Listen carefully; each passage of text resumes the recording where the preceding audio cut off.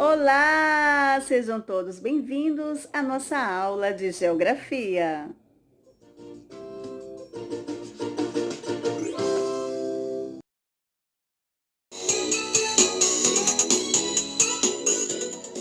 Muito bem, inicia a nossa aula de geografia. Sejam todos bem-vindos. Hoje nós iremos falar sobre representando os espaços da escola. Esse é o nosso assunto de hoje. Gostaria que você pegasse o seu livro e colocasse na página 299. Hoje nós vamos ficar só nessa página, pois já estamos concluindo o assunto para a nossa segunda avaliação. Então, geografia, nosso assunto já está encerrando e nós já vamos nos preparar para as nossas avaliações, né? Então, hoje nós iremos ficar apenas nessa página 299. Nessa página nós temos esse assunto, né, representando os espaços da escola, e temos também duas atividades que você vai fazer, ok? Então, eu vou dar um tempinho para você buscar o seu livrinho, tá? E abrir na página 299.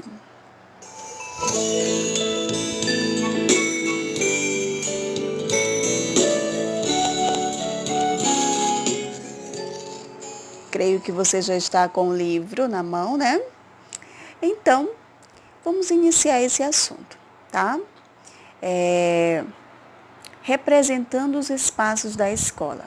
Na nossa aula passada, nós tivemos o assunto sobre o meu lugar na sala de aula e falamos sobre a sala de aula. E hoje nós iremos falar sobre os espaços da escola, como nós observamos, como nós olhamos, as posições que nós olhamos a nossa escola, ok? Então, preparados? Então, vamos iniciar esse assunto.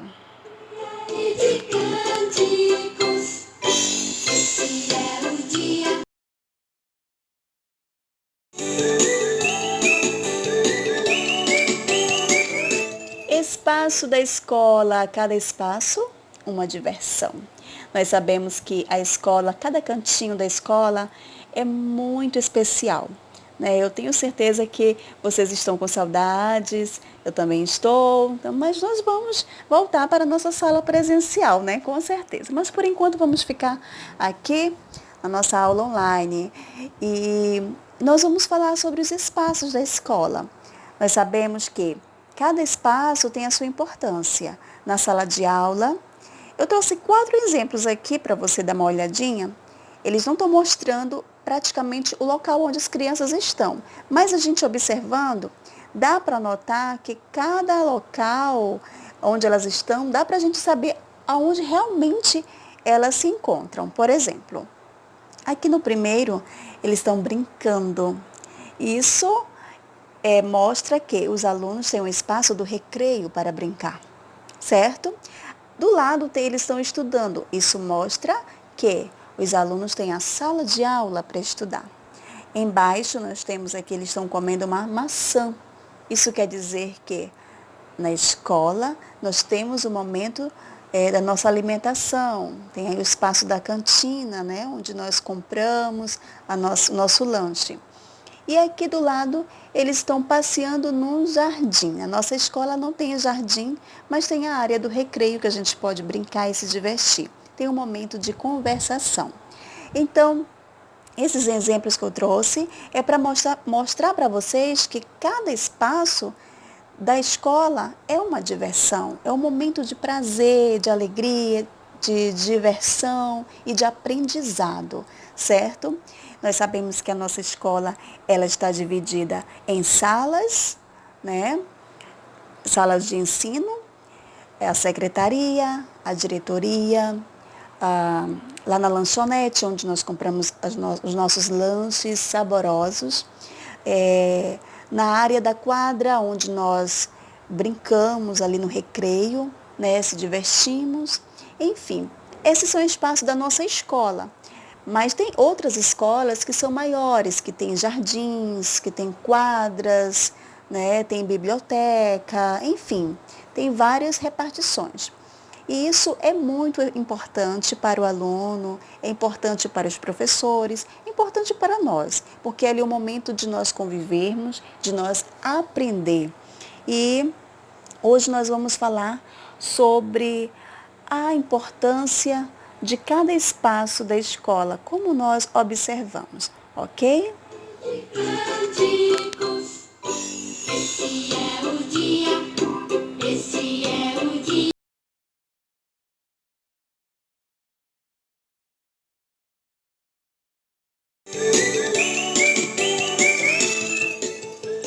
Podemos observar uma pessoa, um objeto e até mesmo um local de diferentes posições. Vocês sabiam? É, e nós podemos representá-los no papel. Por exemplo, o menino está olhando a carteira em que ele se senta na escola. Observe como ele vê a carteira de diferentes posições. Aqui eu tenho o primeiro exemplo. Ele está vendo aqui a carteira de frente. Esta cena mostra que o garotinho está vendo a sua carteira da escola de frente. Essa é uma das posições que nós vamos falar hoje, tá? Nós vamos falar sobre a posição de visão frontal, visão vertical e visão oblíqua. Aqui eu tenho um exemplo, está no livro de vocês. O garotinho, ele está olhando a carteira de frente, certo? Vamos para o nosso próximo exemplo, ok?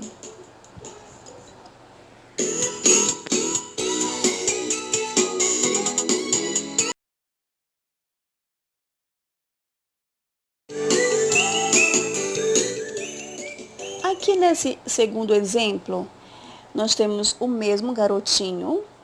Nessa cena, o menino está vendo a carteira de cima para baixo.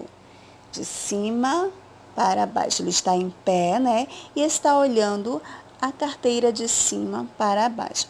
Essa é uma das posições também que nós já vamos descobrir como é chamado esse tipo de visão, ok?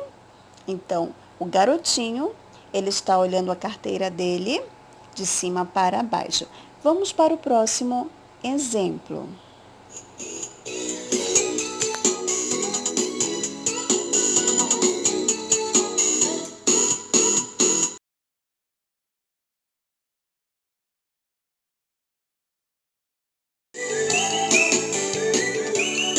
Aqui eu tenho o terceiro exemplo do garotinho que está olhando a mesma carteira, mas de posição diferente. Nessa cena, o menino está vendo a carteira do alto e de lado. Ou seja, ele está sentado, mas está olhando a carteira por cima, né? Do alto e de lado. No primeiro exemplo que eu mostrei para vocês, a visão do garoto foi chamada visão frontal, que ele olhou a carteira de frente. No segundo exemplo, a visão do garoto é chamada de visão vertical, que ele estava olhando a carteira de cima para baixo, ele estava em pé. E nesse terceiro exemplo, a visão do garoto é chamada de visão oblíqua. Por quê? Porque ele está olhando a carteira sentado, né, de lado, porém, olhando vendo a carteira do alto e de lado. Ele está sentado e olhando do alto. Essa visão chama visão oblíqua. Esses são os 3 exemplos que eu trouxe para vocês, que o livro mostra para nós como nós observamos os espaços dos objetos que estão ao nosso redor, tanto na sala de aula como também na nossa casa. Tá? Eu vou mostrar para vocês no próximo slide como nós observamos a nossa sala de aula, tá ok? Então, vamos para o próximo slide.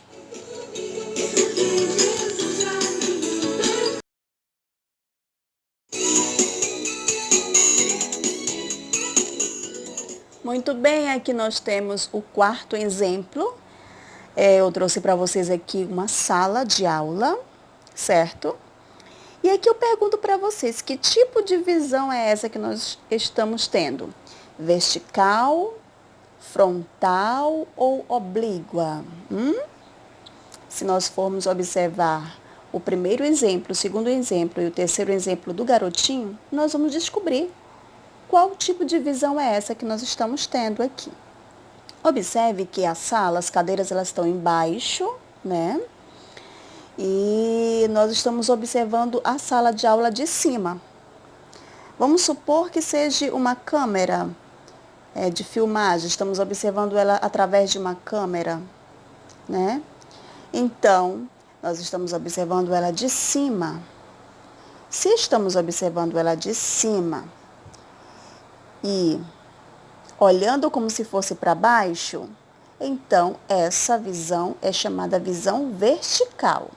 Nós estamos olhando ela do alto, né? A visão do alto, de cima para baixo, de cima para baixo. Estamos observando as cadeiras embaixo. Então, é visão vertical. Estamos olhando o fundo da sala, né, dessa forma, do alto, de cima para baixo, ok? Esse é o quarto exemplo de como observamos a nossa sala de aula. Você pode fazer esse teste também, esse teste na sua casa, como você observa os móveis da sala, da cozinha, do quarto, e você pode colocar em prática e observar que tipo de visão você está tendo dos objetos, se é frontal, se é vertical ou se é oblíqua, ok?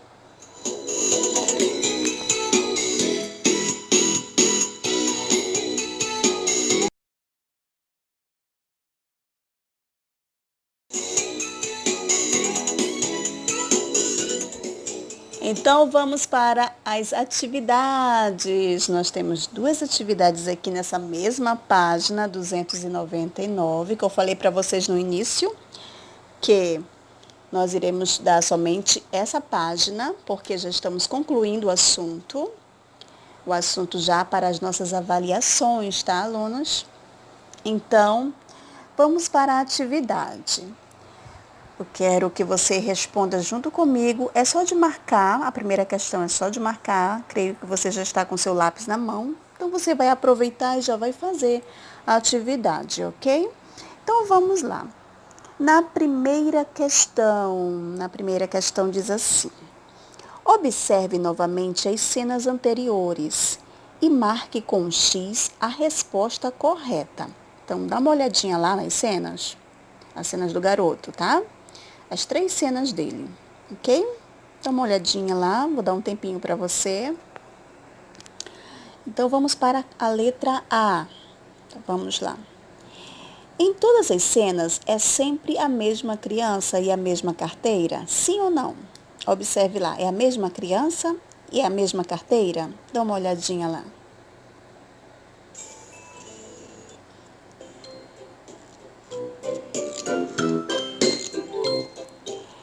Sim ou não?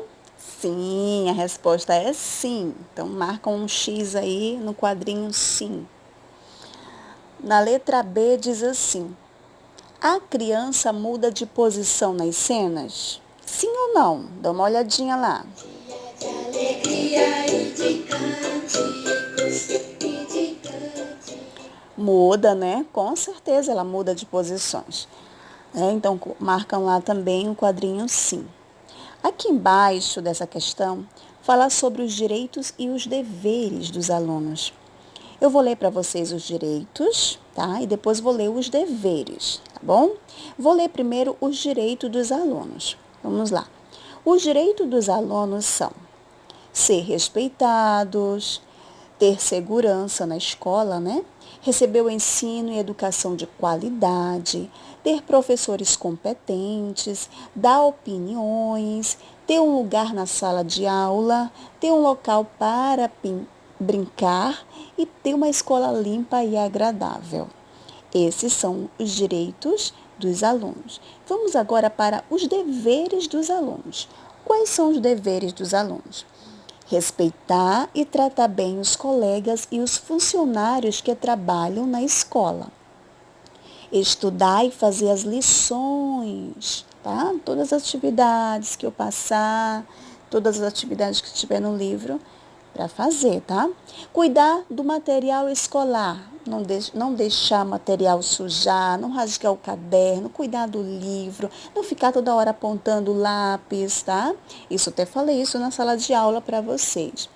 Ir à escola todos os dias, sem faltar, a não ser se tiver dodói, tiver doente, não pode ir para a escola doente. Mas se tiver com saúde saudável, pode ir, não pode perder aula, né? Isso quando nós voltarmos para a nossa aula presencial. Ser pontual, sempre chegar cedo na sala, tá? Para não perder as orações, ok? Zelar pela limpeza e pela conservação da escola. Manter sempre limpinho, sem riscar, sem quebrar, sem fazer bagunça, né? Conservar a escola e também o nosso ambiente da sala de aula. Esses são alguns deveres que aqui o livro trouxe, os direitos e os deveres do aluno. Vamos para a segunda, não é segunda, para outra atividade que está também aqui na mesma questão, na mesma página.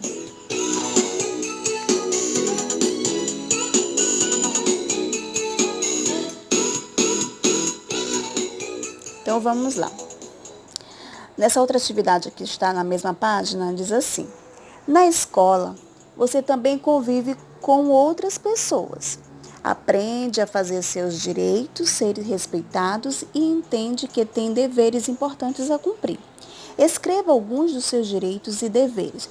Eu tenho aqui, eu acabei de falar para vocês, os direitos e os deveres. Você vai escolher um desses e escrever nessa segunda atividade. Como o espaço aqui é pouquinho e é bem pequeno no livro de vocês também, eu tenho certeza que é a mesma coisa, você pode escrever no seu caderno, num caderno na matéria de geografia, tá bom? Mas se você não tiver um caderno, aí você pode escrever aqui mesmo no livro, faça 2 linhas e escolha um dos direitos e um dever que você deve cumprir, tá? Na escola, ok? Essa é a atividade que você vai fazer.